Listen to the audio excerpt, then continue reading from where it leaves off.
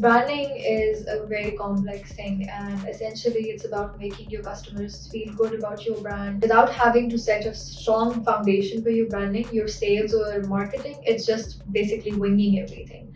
So what we did for our apparel brand essentially was we started by setting their customer persona or their buyer persona. Way before we define the buyer personas, we look at we do the competitive analysis.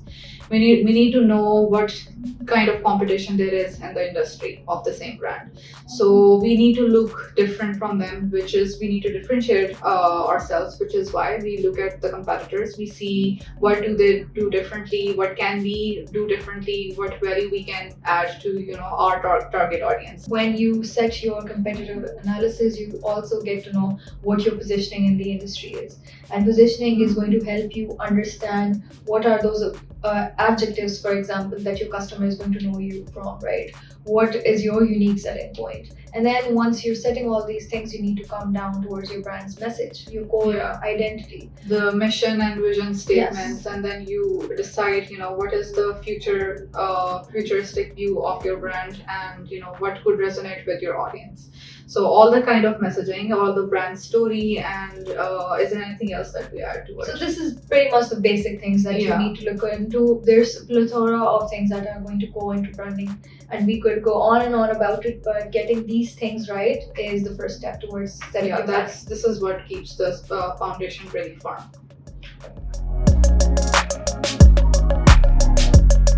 When you talk about branding and design, I wouldn't separate the two, because for me, design comes under branding. Designing comes at the later stage. First of all, you need to define a lot of things. So once you have defined all of that, based on those definitions, you design. So design is really a part of branding. It comes at the forefront once the branding is all done and set and put out toward the target audience. But that's just what appears on the screen. There is a lot of work done behind the screen. And essentially what you also should look at is that whether it's branding or design, the end goal, what's the end goal for the things? It's to bring the clear message to the consumer. So both have the same goals in mind, but there's different ways that they go forward. It's also taking me back to the debate where we discussed whether the script writer is supposed to write the script first, or the designer should do the designing first, or who chases the other. Yeah. So it's kind of both work. It's collaborative. Yeah, it's a collaborative effort, and to summarize it, designing is a part of branding. Yeah. Definitely it does. If you look at the bigger brands, so for example, the age-old example that you have, Pepsi versus Coke, right? Essentially, both the companies are selling the basic product. It's a sweet drink, and there's still a lot of debate that goes on whether the flavors are different at all. A lot of people think it's same, a lot of people think it's different, right? So it's essentially the perception both brands have created in the mind of their customers. Perception and also the personality that you've built. Branding is what gives the brand, gives you a personality, gives your business a personality. So whenever somebody interacts with you, he or she feels like they are interacting with a human. Branding is, what humanizes your product, your business, and what connects you with your target audience. So it really evokes that emotion.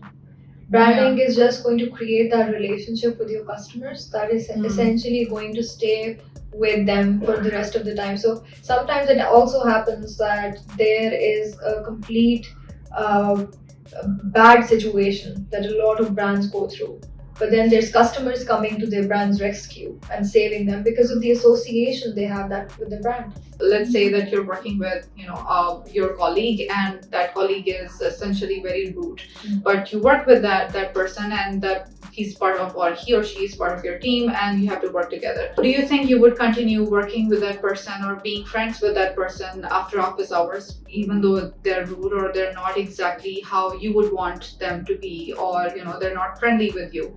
No, you won't be friends with them. So that's how branding really works with building the customer relationship. They would ensure whether or not you're buying the product, people want to bond with you, they want to link with you. So Yeah. that's how, branding is really important. And it helps establish that trust that she's talking about. These things stay within the customer's mind. You have that relationship with the brand and you want to stay connected with them.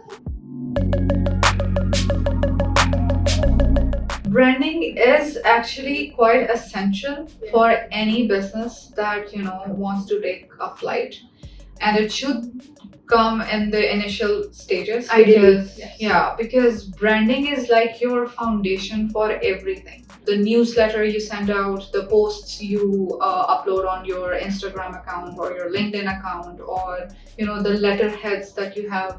All the visual aid that comes out of your brand is a part of branding, and it's really important that you ideally set it way before you start selling your product. But I think if some years down the line you haven't had your branding set and Yeah. you want to start again, it can be done. Yeah. And then also the question about, brand revamp also comes into play. Sometimes your branding becomes obsolete, so you have to revamp. The branding becomes obsolete when, the trends keep changing, right? So, for example, people are more environmentally and socially conscious right now, and they weren't back then. Yeah. So, whatever the zeitgeist is, the current time spirit is, you have to go with it. You have to mold your messaging around that.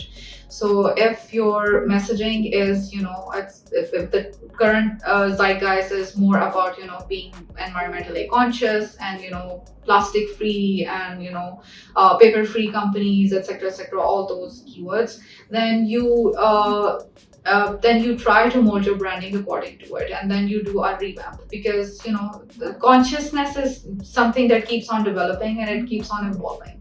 So with the evolution, you have to change. That's why branding can become obsolete, and you can introduce new ideas. And you don't essentially have to change everything in your branding. If you're a very old brand, you could put a little fresh perspective on it, because Yeah. I know something like some big corporation like Nestle would never want to rebrand completely, right? But some tweaks in things to keep it fresh, for to align it with their current customers, with the trends and the new age. Although they do keep evolving as well, Yes. even Nestle, Coke, you would But see. they can't completely change all Yeah. the things, right? Yeah. So that would be like that could just backfire for them. But to answer your question, yes, you can do it, and you should be looking into branding. So guys, we have wrapped up pretty much some of the questions that we think could be relevant to all those people who are interested in knowing about branding. And if you have more questions for us, just send it our way, and we will be back with another video pretty much soon. Thank you. Thank you. Bye bye.